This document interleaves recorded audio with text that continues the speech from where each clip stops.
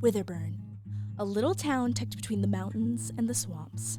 It's a town full of unsung heroes and dastardly villains. It has its surprises and its secrets, but luckily I'm here to unveil them all. Welcome, listeners, to the new home of WitherBurn After School News.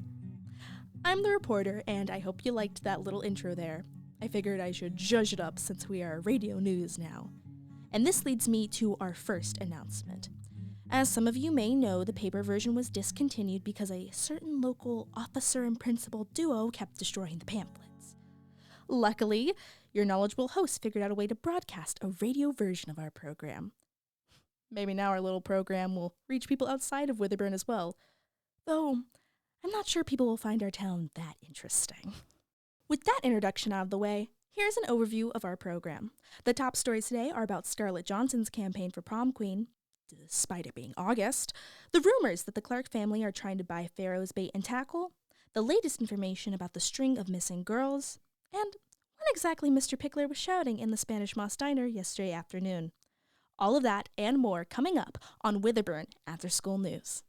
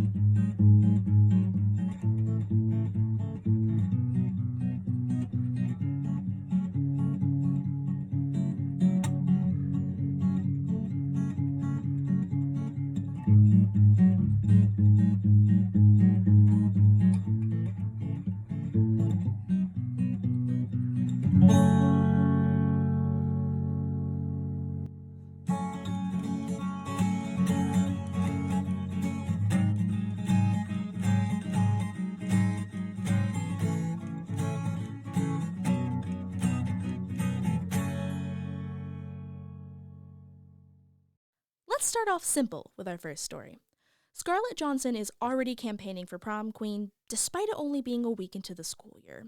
She's running with her football star boyfriend, Bo Stoker, who seems to be supportive of his girlfriend's efforts, but a little birdie told me he wasn't quite as excited as she was. He was overheard talking to the other football boys in the hall saying, and I quote, "I mean, she can do whatever she wants, but I don't want her to drag me into this. Prom King just isn't really my style, you know?" Uh-oh, looks like there's trouble in paradise. To add to this already ludicrous campaign, her posters are making wild claims such as, if she's prom queen, then she'll make the yearly bonfire 10 times cooler and ban homework on senior skip day. Is she even allowed to make those claims? Like, we all know she can't actually do those things, right? Though it's a little early to tell, Scarlet will probably have some competition later on in the year with Tina Young, captain of the tennis team. In fact, I've been informed Tina's friends are encouraging her to announce her prom queen campaign as well, in order to combat Scarlet's early efforts. See, Tina doesn't have the lifelong passion to win like Scarlet, but she possibly has the numbers. Okay, I have to be honest, listeners. I think that Prom Queen is a title that's hyped up just a little bit too much. No one cares that you were prom queen after high school, and making this serious deal out of campaigning just takes the fun out of it. You know? Maybe I just don't get it. I've never been that into school events anyways, so what do I know? Oh, actually, that reminds me of one thing I do know, and that's the fact that Mr. Smith lost his cat Butters earlier this week. So if you happen to see a black cat with what looks like white socks on his feet, then try your best to call the cat over. And if you manage to do that, please tell me your secrets on how you got a cat to listen to you. If you manage to get a hold of Butters, then please return him to the Blue House on Pine Falls Drive.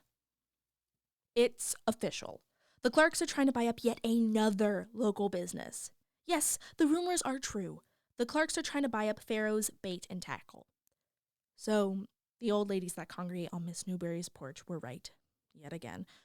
But, to be fair, what other reason did the Clarks have for going into the tackle shop 3 times in 1 week? We certainly know it wasn't to buy fishing gear.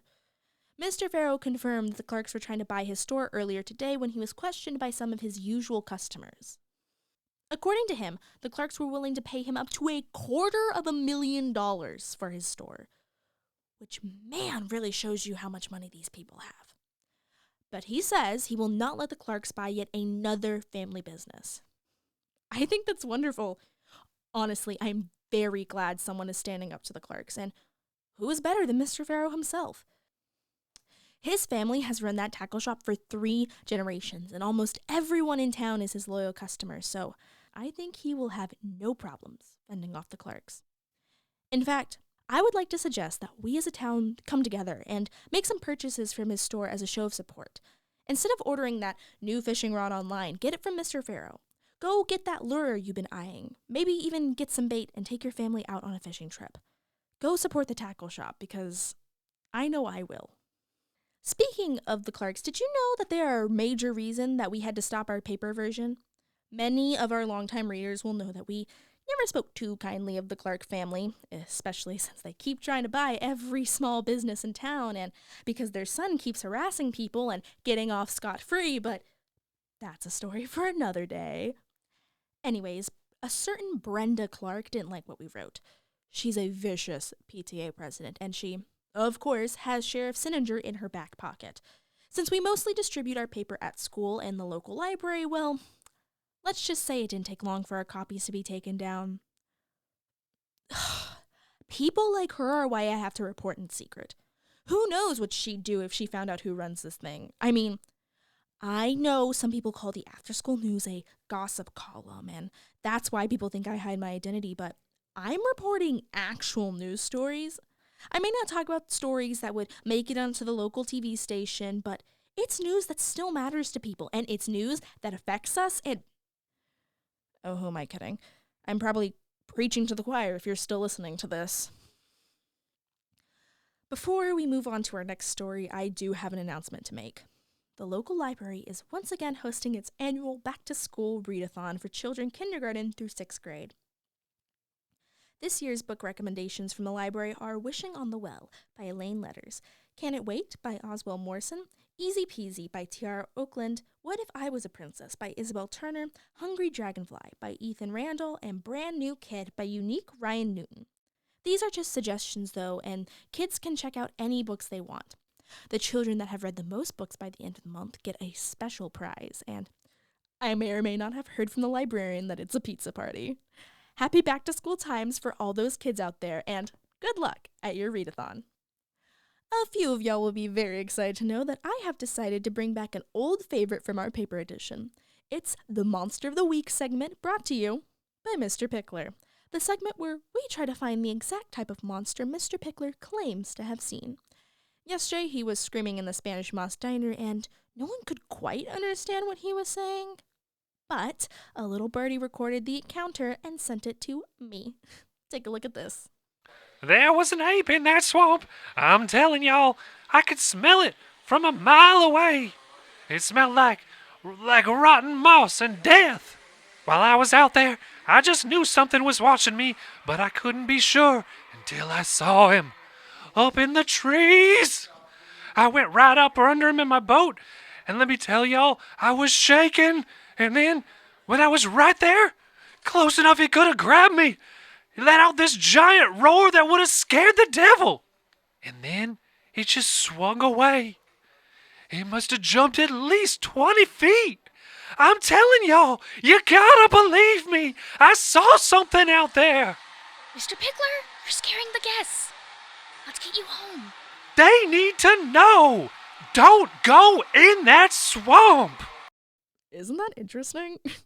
After a bit of research, I have come to the conclusion that the creature Mr. Pickler is describing is the skunk ape. A scary run-in indeed. It's a creature of southern folklore that is native to Alabama, Georgia, and most notably, Florida. Its official sightings have only dated back to the 1960s, though rumors and folk tales about similar creatures go back as far as the 1800s. The skunk ape is a Bigfoot-like swamp monster that, true to its name, has a rather foul smell. It's known to roam around in the swamp muck and, on occasion, will swing from the trees. It's described as being 7 feet tall with long, shaggy hair that is brown or black, and some reports say that moss will grow on its fur. They are also known to have red, glowing eyes that can be seen through the dark tree lines. Though myths vary, the skunk apes have been known to stalk fishermen. such as Mr. Pickler, and raid food storages, though there aren't many reports of them actually attacking. Luckily for us, and Mr. Pickler, the National Park Service says that this creature is a complete hoax. The most likely explanation is that Mr. Pickler saw a black bear up in the trees, and that smell was methane being released by the swamp. Though, who knows? Maybe there is a skunk ape out there. I would like to thank Mr. Pickler for bringing us today's segment of Monster of the Week. If you want me to talk about a monster, then all you gotta do is tell everyone in the Spanish Moss Diner that you saw something in that swamp. Alternatively, screaming about what you saw in the convenience store parking lot will also work. Now, listeners, I hate to stop the lighthearted segments here, but our main story is much more serious. I am sure you've all been keeping up with the missing girls. So far, the missing are Christy Lamar, 14 years old, white, 5'6", with short brown hair, last seen wearing a green hoodie and ripped jeans. Aria Sanders, 16 years old, black, 5'3", with long braids, last seen in a blue sundress. And April Calloway, 15 years old, white, 5'7", with curly black hair, last seen in her horse riding uniform. All of these girls went missing these last 4 months, and if you have any information on them, then please don't hesitate to call the authorities. Though today's story is specifically about April Calloway, the latest of the missing girls, who's been gone for a little over a month now, and authorities are losing hope of finding her. Margaret Calloway, April's mother, has been seen all around town handing out and hanging up missing persons flyers. Mrs. Calloway has made numerous claims about the police department not doing enough in the search for her daughter, or any of the other missing girls.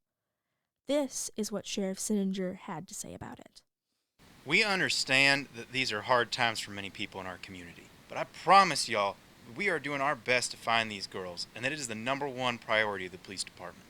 Mrs. Calloway has every right to be anxious about her daughter being missing, but these claims that we aren't doing enough are simply false. Many in the department have spent sleepless nights going over the evidence, and we are following numerous leads while we try to figure out what's happened to each of these girls. To be brutally honest, claims like these actually slowed down the investigative process. The sheriff also made statements about how it seems likely that these were simply copycat runaways. Often, when one teen does something, like run away, they'll send messages to friends and make it seem like it's an attractive and exciting thing to do. This can lead to a string of copycat runaways, and that is what happened to all those girls. There is no evidence of foul play, but just because they are runaways doesn't mean we're going to take their cases any less seriously. Miss Calloway has said numerous times that she doesn't believe her daughter ran away. According to her, April told her everything, and never said anything that would make her think she wanted to run away. She also stated how her daughter barely knew the other missing girls, so this idea that they were texting April, trying to convince her to run away, doesn't make any sense to her. She made a statement on Facebook about how she wasn't trying to slow down the investigation, but she just wanted her daughter back. A couple of the other families have said they are sympathetic towards Miss Calloway, but they made no comments on the investigation. Now Miss Calloway is facing backlash over these comments, with someone even going as far as to egg her house. Now, listeners, I assume you all understand what's wrong with this. Why are you judging a mother that simply wants to find her child?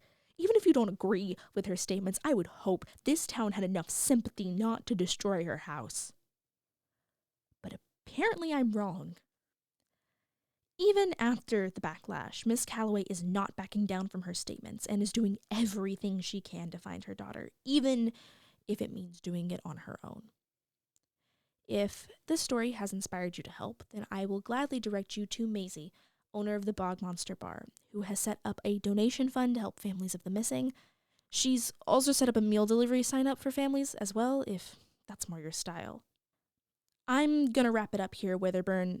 I know that it's a sad note to leave us on, but I simply don't have any more news for you. If you take anything away from this, I hope it's that we as a town should be coming together, not falling apart. Thank you all for listening to the first episode of After School News, and don't forget to tune in next week. I'm the reporter, signing off. WitherBurn After School News is written and directed by Jordan Oliver. It is edited by Francis Hughes. The reporter is played by Jordan Oliver. Sheriff Sinanger is played by James Dunn, and Mr. Pickler is played by Will Carter. The wonderful title song is made by FutureMe. We hope you enjoyed this episode, and we hope you join us next time.